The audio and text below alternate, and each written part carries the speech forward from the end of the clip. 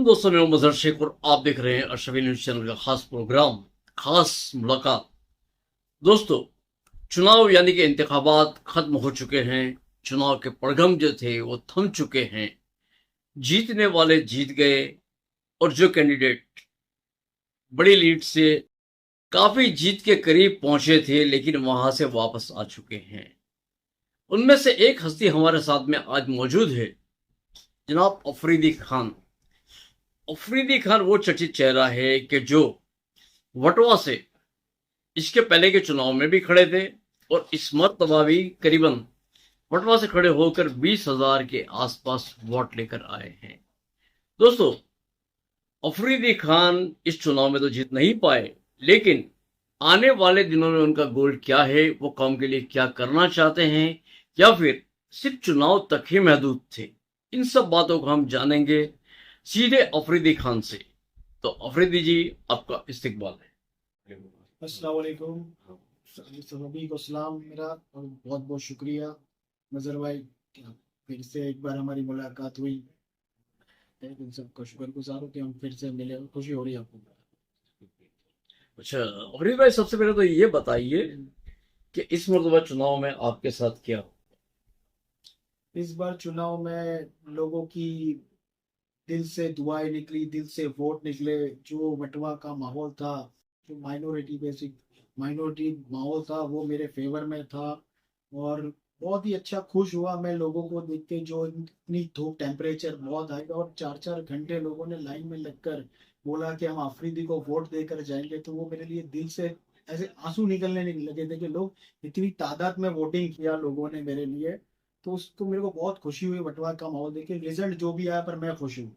मैं खुश हूँ, मेरे लोगों ने जो वोटिंग किया है उसके लिए मैं बहुत खुश हूँ। कि बंटवा ने जो मेरे लिए काम किया उसके लिए मैं बहुत खुश हूँ।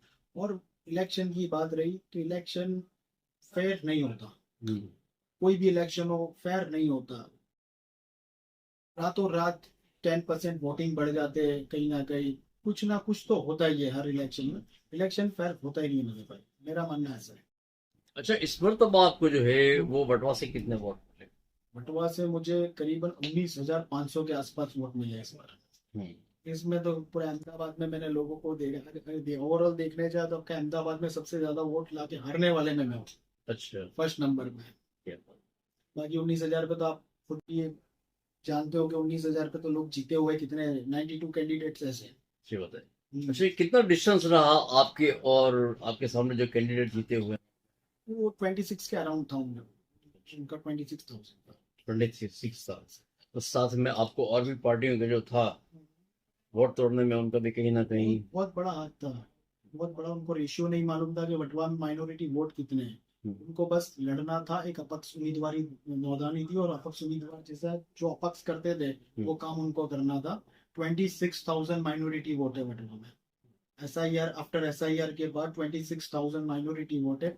उनको रेशियो ही नहीं मालूम। जब मेरी उनकी मुलाकात हुई तो उनको तो ऐसा लगता था कि 10-10 हजार वोट लाकर हम जीत सकते हैं। अच्छा। उनका रेशियो ऐसा है। वो कॉर्पोरेशन में ये नहीं देख रहे कि एक वोटर 4 वोट देगा। वो 50-50 कैलकुलेशन करके डिवाइड बाई 4 कर दे रहे वो। अच्छा, अपक्ष के अलावा भी आपके साथ में देखा जाए तो और पार्टियां भी थी यहाँ पर, जैसे कि ऑल इंडिया मजलिस इत्तेहाद मुस्लिमीन, SDPI, साथ में आम आदमी पार्टी भी शामिल हुई। कोई अपक्ष बोल रहा हूँ। मेरी अच्छा, नजर आप में उन्हीं को अपक्ष हाँ, बोल मेरी रहे नजर में अपक्ष वही है। हो। जो पहले अपक्ष आते थे, हम्म। अब SDPI आ जाती है। अब पतंग ये में हैदराबाद से आ जाती है। अब हैदराबाद से यहाँ पर अभी साहब को नहीं पता कि यहाँ पे गर्मी का टेम्परेचर है। अब गर्मी में पतंग नहीं उड़ेगी। पतंग उड़ाने के लिए ठंडी का वेदर, हवा चाहिए। अब SDPI क्या मालूम कहाँ से आई है ये पार्टी, मुझे नहीं पता, आई डोंट नो। पर ये ऐसा बताती है कि ये वीडियो 2-4 बना लेते हैं रोड पे चल के, और ये बोलते हैं हमने काम किया, काम किया, काम किया। अरे क्या काम किया भाई? काम किया, जाके स्कूलें बना दी तुमने, जाके रोड बना दी तुमने, गटरें बना दी। तुमने काम किया तो ऐसा काम करो ना कि लोग बोले कि काम करके गए। अरे वीडियो तो मैं 50 लड़के लगा दूं, लोग के अहमदाबाद के अंदर 100 लड़के मेरे उतार दूं, पक्का दिन वीडियो बनाएंगे और डाल देंगे, तो उसको काम बोलते?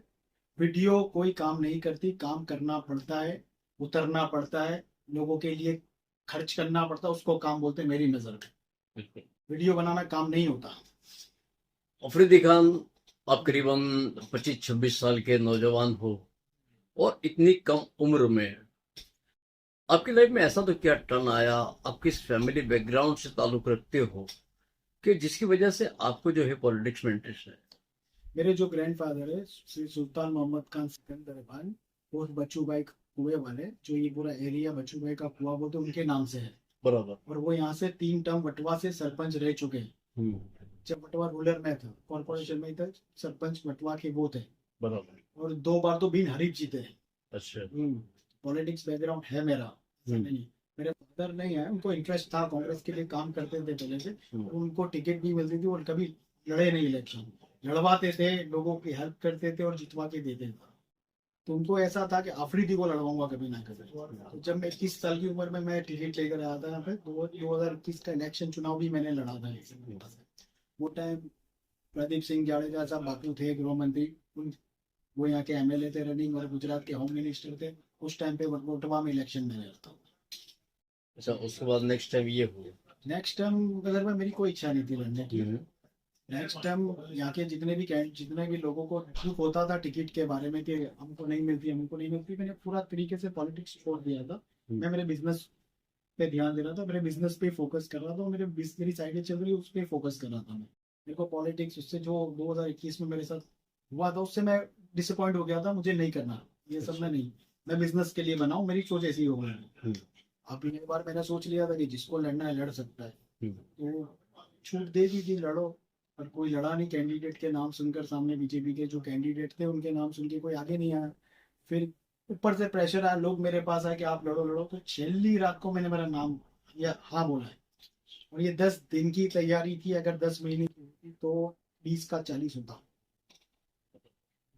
20,000 का अगर 10 महीने की तैयारी होती तो 20,000 का 40,000 वोट होता।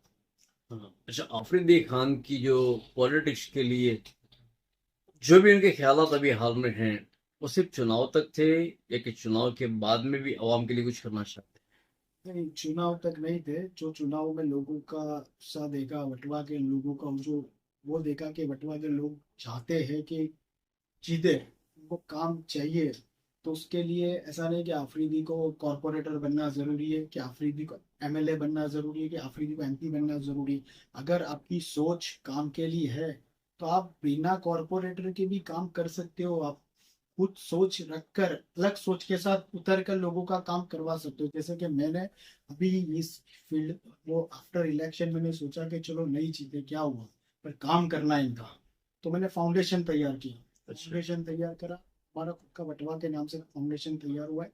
लोगों का संगठन बनाया, नहीं जीत के भी ऐसी मुहिम दे दी है मैंने वटवा को कि तुम्हारे पास लीडर है, तुम्हारे पास तुम्हारे लोग हैं, तुम्हारे पास तुम्हारे कॉरपोरेटर है, तुम्हारे पास तुम्हारे जो लोग तुम्हारे लिए काम करेंगे, ऐसे लोग मैंने तैयार करके रखे हैं।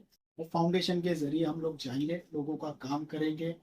वटवा का ही नहीं, फाउंडेशन पूरे अहमदाबाद, पूरे हिंदुस्तान जितना आगे बढ़ता जाएगा सबके लिए ओपन है। वो मजहब देखकर नहीं काम किया जाएगा, सारे मजहब के लिए है। इंसानियत बड़ी है, मजहब बाद में आता है, इंसानियत पहले आती है। हैं? अच्छा, फाउंडेशन की कामगिरी के बारे में आप कुछ बताएंगे? जी, फाउंडेशन सबसे पहले फोकस करेगा हेल्थ पे, और दूसरा फोकस करेगा एजुकेशन पे। क्योंकि हेल्थ इश्यूज और एजुकेशन बहुत ज़रूरी है। एजुकेशन इसके लिए ज़रूरी है कि हमारे माशरे में पब्लिक पढ़ती नहीं है। अगर नाइंसाफ़ी होती है हमारे लोगों के बीच में, तो कोई एक जो अल्लाह ने उसको सब कुछ दिया है तो उसको फाइट करनी पड़ेगी, उसको समझाना पड़ेगा। अगर किसी को जीते नहीं आता, हमारे इंसान है, उसको जीना सिखाना पड़ेगा। तो उसको जीते नहीं आ रहा तो उसको हमको जीना सिखाना पड़ेगा। अल्लाह ने हमको अक्ल कलीम ज्यादा दिया उससे, तो हमको समझाना पड़ेगा कि ये गलत है, इस तरीके से नहीं जिया जाता, इस तरीके से जियो। तो एजुकेशन सबसे ज्यादा जरूरी है मोस्ट ऑफ मुस्लिम पॉपुलेशन के अंदर, क्योंकि हमारे बच्चे पढ़ते नहीं है और ऊंधी सीधी लाइन में चढ़ जाते हैं। चरस गांजा एमडी ड्रग्स सब पे ही चढ़ जाते हैं। अभी के जो 12 13 14 साल की जनरेशन है बहुत चढ़ी हुई है। मैं तो डेटा है मेरे पास कि कौन कहाँ पे कितना चल रहा है। उसकी वजह से एजुकेशन पे फर्क पड़ता है। अगर ये एजुकेशन हमारे माशरे में ज्यादा आ जाए तो ये सब चीजें अवॉइड हो जाए। और रोजगार के लिए जैसे पब्लिक बोलती है हमारे पास ये नहीं, अगर बच्चा पढ़ के निकलेगा तो वो खुद के पैर से खड़ा होगा और उसकी फैमिली भी साथ में खड़ी होती जाएगी। तो मेरी लड़ाई उस पर है ज़्यादा। समाज को डेवलप करना। डेवलप करना, समाज को डेवलप करना। और काम हमारा फाउंडेशन सबके लिए करेगा, कोई ऐसा नहीं कि मुसलमान के लिए कि कोई पर्टिकुलर एक समाज के लिए नहीं, हिंदू, मुस्लिम, सिख सिख, ईसाई ईसाई जो भी लोग यहाँ पर रहते हैं। लोग आए यहाँ पर। अच्छा, ये फाउंडेशन जो आप बना रहे हो, इसका जो फंडिंग है वो किस तरीके से होगा? फंडिंग इसका ऐसा है कि मेरे से जो हो सकेगा मैं मेरे फाउंडेशन को दूंगा। बाकी लोग जो भी जुड़ना चाहते हैं इसमें जुड़ सकते हैं। क्योंकि रमजान है, हमारे मुसलमान ज़कात निकालते हुए निकाल सकते हो, सही जगह यूज़ होगी। क्योंकि मुझे कोई घर पे लेके जाना नहीं है। मेरा तो ऐसा ही है कि मैं सब तो मैं खुद का डाल रहा हूँ उसमें, फाउंडेशन में खुद का डाल रहा हूँ। मेरा फाउंडेशन नहीं है ये, पूरे बटवा का फाउंडेशन, उन लोगों ने मिलकर मुझे चेयरमैन बनाया था। और वो सब सब सबकी तरफ से मदद करेंगे, सब सबकी तरफ से मेहनत करेंगे, जिससे जो बन सकेगा वो करे। तो मैं आपकी मीडिया की मैं माध्यम से बोलना चाहता हूँ, आप लोगों से भी जो मदद होती है आप कर सकते हैं। सही जगह पे लगेगी आपकी चीज़ें, सही जगह पे लगेगा आपका पैसा। अगर अल्लाह ने आपको दिया है तो आप थोड़ा कॉन्ट्रीब्यूशन किया कीजिए अंदर, और इंशाल्लाह काम होगा। वो आपको सोशल मीडिया के माध्यम से और हर जगह के माध्यम से दिखेगा।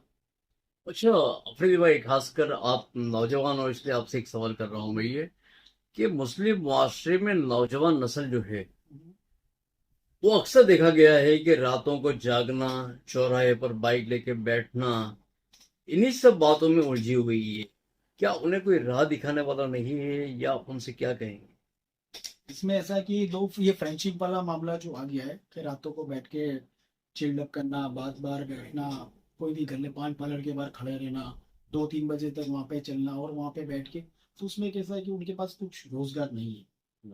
फर्स्ट ऑफ ऑल बोलो, उनके पास रातों को बैठना है, सुबह में सोना है, फिर शाम को उठना है, वही एक ही डेली लाइफ रूटीन बना लिया हमने। उनके पास कोई सोच नहीं है कि हमको करना क्या है, हमको जीना क्या है। हमको दुनिया में आए तो दुनिया में दुनिया का मकसद क्या है। दुनिया तो खत्म हो जानी है, आपकी मेरी सबकी खत्म हो जानी है। जिंदगी जिएंगे हम कुछ 60-70-80 साल, ज्यादा से ज्यादा, उससे ज्यादा नहीं जी सकते कोई भी इंसान। क्योंकि ये जो रातों को जगते दिन में सोना, ये सब मत करो मेरे भाइयों। खुद पे, खुद की फैमिली पे ध्यान दो, फैमिली के साथ स्टैंड अप करो, उनका साथ दो, उनके लिए कुछ करो, तुम्हारे माँ बाप के लिए कुछ करो। माँ बाप तुम्हारे से उम्मीद लगा के बैठे कि हमारा बच्चा कुछ करेगा, तो उनके लिए कुछ करो। तुम्हारे से रिक्वेस्ट है मेरी, सब मैं आजीजाना दरखास्त करता हूँ आप लोगों से कि खुद की लाइफ बर्बाद मत करो ऐसे। अच्छा अफरीद भाई, एक बात और बताइए कि जैसे हम भारतीय जनता पार्टी की अगर बात करें, इस पर डिसिप्लिन भी आती है, हम्म। और वो डिसिप्लिन में कोई भी कार्यकर्ता भारतीय जनता पार्टी का है उसको रहना पड़ता है। जी हाँ। इस तरीके के डिसिप्लिन के लिए हमारे मुआशरे के अंदर कोई चीज क्यों नहीं? बिल्कुल जरूरत है हमारे माशरे में। देखो, मैं आपको मगर भाई सबसे फैक्ट चीज बोलता हूँ कि कल उठ के कोई बड़ा लीडर ऐसा लगता है ना कि बनने जा रहा है, हमारे अंदर के लोग उसको खींच के लाएंगे भी नीचे। हमारे अंदर वाले लोग ही उसकी सोच को नीचे गिराएंगे। हमारे अंदर के जो लीडर है वो ही उसको पाड़ने में लग जाएंगे कि नहीं ये कल उठ के बड़ा बन जाएगा, इसको ले आओ नीचे। तो बड़ा बनने देंगे नहीं। वो हमारे हमारे लोगों की गलती है कि कोई भी इंसान जब निकला है कुछ करने कौम के लिए, लोगों के लिए, तो अंदर अंदर ही टांग खींचने वाले बहुत हैं हमारे। हाथ पकड़ के लेने वाली बात नहीं हाथ है। पकड़ के ऊपर लेने वाली बात नहीं है। थे हमारे ऊपर भी बहुत बड़े बड़े लीडर थे, कोई दूसरा लीडर बना उसके बाद, कोई दूसरा लीडर नहीं बना। कितने बड़े बड़े लीडर दिल्ली जाके बैठे थे, उसके बाद कोई जो चाहते तो हाथ पकड़ के दूसरों को भी लीडर बना सकते थे ना। आज गुजरात है, गुजरात में कोई लीडर नहीं है मुस्लिम। पूरे गुजरात में मैं कोई मुस्लिम लीडर समझता ही नहीं किसी को। नहीं तो क्या पूरा गुजरात नहीं समझता, कोई आवाज उठाने वाला है ही नहीं। क्या आप ऑल इंडिया मजलिस इत्तेहाद मुस्लिमीन, जो अपने आप को मुसलमानों का हमदर्द बताती है, क़यादत की बात करती है, हिस्सेदारी की बात करती है, तो उनकी बातों में कितनी सच्चाई लगती है? वो अगर इतनी सच्चाई वाली बातें करते, हक वाली बातें करते, माइक में तो सब हक की बातें करते हैं, माइक जब पकड़ लेते तो इनके जैसा कोई है ही नहीं। जब रेशियो देखा जाता है तो मैं आपकी चैनल के माध्यम से बोलना चाहता हूँ कि तुमको 25,000 मुसलमान, यानी चलो 25 छोड़ो, लांबा वोट में लड़ाने की जरूरत क्या थी? लांबा में तो 13,000 मुसलमान थे, तुमको मुसलमान के अलावा वोट देता है कोई? और तुम्हारा प्रचार मुसलमान तक क्यों रहता है? तुमको लांबा जीतना था तो क्या, वटवा जीतना था तो क्या मुसलमान में ही प्रचार करके जीत जाओगे? मेजोरिटी वोट की जरूरत नहीं थी क्या? माइनॉरिटी वोट पे जीता जाता है क्या? जब 1,10,000 वोटर है, बराबर, 26,000 माइनॉरिटी है और 86,000 मेजोरिटी वोट है, तो तुमको मेजोरिटी वोट सबसे ज्यादा 8 से 10,000 लाने पड़ेंगे, तो तुम माइनॉरिटी में प्रचार क्यों करते हो? माइनॉरिटी का बाहर जाते क्यों नहीं हो? यानी तुमको डर लगती है कि तुमको कोई पत्थर मारा ना करे, कोई डर लगती है? डर ही लगती है ना, तो ही नहीं जाते ना ये लोग। मुसलमानों पे कहीं ना कहीं जब भी अत्याचार होता है या कुछ मॉब लिंचिंग ये सब मामला मारधाड़ का मामला होता है तो सबसे पहले उनके कैंडिडेट वहां पर पहुंच जाते हैं और उनका कहना ये है कि कांग्रेस नहीं आती। इसी तरीके से भी आपने देखा होगा कि महाराष्ट्र पे एक वीडियो वायरल हो रहा है, एक ट्रक पकड़ी गई है बकरा ईद के मौके पर और ऐसा दिखाया जा रहा है कि मौके वारदात पे सबसे पहले ऑल इंडिया मजलिस इत्तेहाद मुस्लिमीन के जो कैंडिडेट हैं वो पहुंच गए। कांग्रेस के कैंडिडेट कभी भी मौके वारदात पर हाजिर नहीं हुए। ये बात अच्छी हुई, वीडियो में भी देख रहा था और वही वीडियो चल रही है सुबह से, बार बार जो मैं करता था मैं ऊपर, तो वो जो माजिद हुसैन की वीडियो है बार बार आ जाती है इंस्टाग्राम पे। एक्चुअल में वो निकला बंदा इसके लिए आई, उसकी वीडियो लोगों ने बनाई उतारी डाली इसलिए आई। हमारे लीडर निकलते नहीं है, हमारे लीडर क्या पता क्या हो गया इनको कि कुछ ना कुछ इनको टेंशन रहता है। ये लोगों को निकलना चाहिए, लोगों को आवाज उठानी चाहिए। अगर तुमको अगर चुना है तुम्हारे विस्तार में लोगों ने तुमको चुन के, तो तुम बनो ना यार, बनो। तुम भी सोच रखो कि मुझे कॉर्पोरेशन के आगे जाना है, ऐसी सोच होनी चाहिए। पर इनकी सोच क्या है, इनके विस्तार संभालने की, कि बस हमारा इतना एरिया है। वो एरिया से बाहर की सोच आएगी तो इंसान बड़ा बनेगा। अगर वो एरिया की सोच आएगी तो उससे बड़ा, अब एसडीपीआई की बात, वो लोग चले जाते हैं कहीं भी वीडियो बना के उन्होंने छोड़ दिए, दो चार ऐसे लड़के ले लिए कि भाई वीडियो बनाने की और लोगों के वीडियो पे कमेंट मारने की। कोई भी ना एक्स वाई जेड हो, कांग्रेस का कैंडिडेट लड़ रहा हो, 5 साल पहले दिखा था, 6 साल पहले दिखा, ऐसी कमेंट उनके चलती रहती है।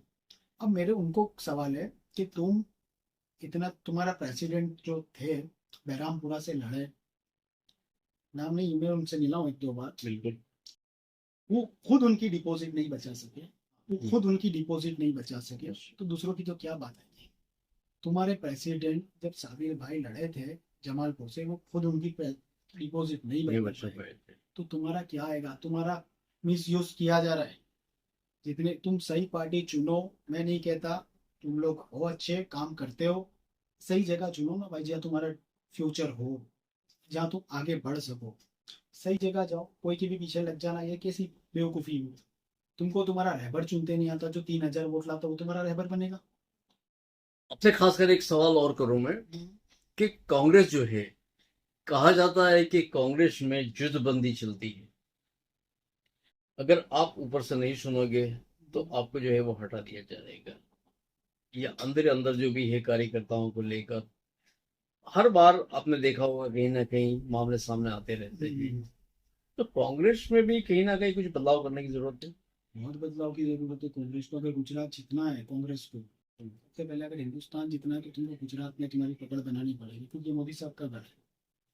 यहाँ से तुमको, यहाँ से ही सबसे ज्यादा सीटें लेके जानी पड़ेगी, तो तुम हिंदुस्तान का सोचो। उसके बाद गुजरात में बदलाव की जरूरत है। गुजरात में मैं आपको बता दूं, इनके कांग्रेस के पास लीडरशिप है, पर उसको बनने नहीं देना चाहते, बनने नहीं। अब तुम एक ही फेस को जिंदगी भर चलाओगे तो दूसरे यार, आज हमारे लोगों के पास 3-4 विस्तार है, माइनॉरिटी के पास 3-4 सीटें है, बिल्कुल। बराबर। अब मैं फैक्ट बोलूंगा, भले कितने कितने लोगों को बुरा भी लग जाएगा, हम्म। 3-4 माइनॉरिटी विस्तार है, बराबर। अब कितने लोग मुसलमान हैं, कितने ज्यादा, सब वेल सेटल भी है, वेल कैपेबल भी है, जो लड़ना चाहते हैं, लड़ना जीतना चाहते हैं वहां से, वो भी इनकी ख्वाहिशात है एमएलए बनने की। पर एक ही चेहरा है जो बिठा के रख दिया है, एक ही चेहरों को बार बार रिपीट करेंगे, तो वो लोग फिर वो डिसअपॉइंट होके छोड़ देंगे, वो अलग अलग चले जाएंगे। वो नहीं संभाल पाएगी फिर कांग्रेस। ये लोग देख लो, एक कॉर्पोरेटर को बार दूसरी बार रिपीट नहीं करते, बीजेपी वाले एक कॉर्पोरेटर को दूसरी बार रिपीट नहीं करते भाई, दूसरा। बिल्कुल। ये अभी मैंने लास्ट इंटरव्यू में भी आपके जब थे हम लोग, जब बोला था कि इनको कल का नहीं मालूम 5 साल बाद दूसरे कॉर्पोरेटर आएंगे, तो इनको 5 साल ही बैठना, इनको इतना मालूम है। बीजेपी बीजेपी करो, 5 साल तुम्हारे को कॉर्पोरेटर बना देंगे, जो भी करना है करके चलेगा। अच्छा, हम एमएलए की बात करें हमारे यहाँ के, तो अब पहले 12 एमएलए हुआ करते थे, उनमें से अब सिर्फ एक एमएलए बचा हुआ है। और भारतीय जनता पार्टी का ये कहना है कि हम जो है वो विधानसभा को गंगा जल से धोना चाहते हैं। तो आने वाले दिनों में क्या लगता है आप? आने वाले दिनों में जो ये 12 थे उसमें एक हो गए, इमरान भाई है हमारे अच्छे दोस्त इमरान भाई। पर वो अभी कैसा है कि अगर भाई, अगर ये जो गंगा जल से होने वाली बात है तो कभी पॉसिबिलिटी होगी नहीं, जिंदगी में नहीं होगी। एक तो रहेगा, एक एक रहेगा, दो रहेगा, चुभेगी तो सही जिंदगी भर।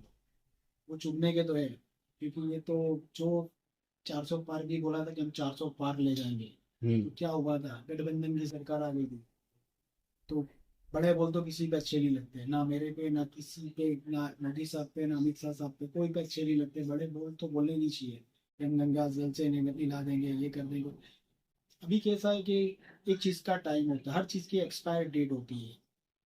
कांग्रेस की भी ऐसी लहर थी, बीजेपी की आई, तो ऐसी हर चीज की एक्सपायरी डेट होगी, और हवा बदलेगी, और हवा बदलेगी तो इनको सबको भागना पड़ेगा। चलिए, वक्त देने के लिए बहुत बहुत शुक्रिया। आपका बहुत बहुत शुक्रिया। तो दोस्तों, हमने आफरीदी खान से बातचीत की और आफरीदी खान से जाना कटवा के लोग जो है वो ये ना समझे कि उनकी आवाज कोई नहीं है। अभी भी वो उनकी आवाज बनकर खड़े हुए हैं और हमेशा उनके साथ खड़े रहेंगे। और वो एक फाउंडेशन भी बना रहे हैं कि जिसके जरिए यहाँ के लोगों को तालीम और स्वास्थ्य इस ताल्लुक से उनको फैसिलिटी दी जाए। दोस्तों, मैं मदर सिंह आपसे इजाजत चाहता हूं। अल्लाह हाफिज।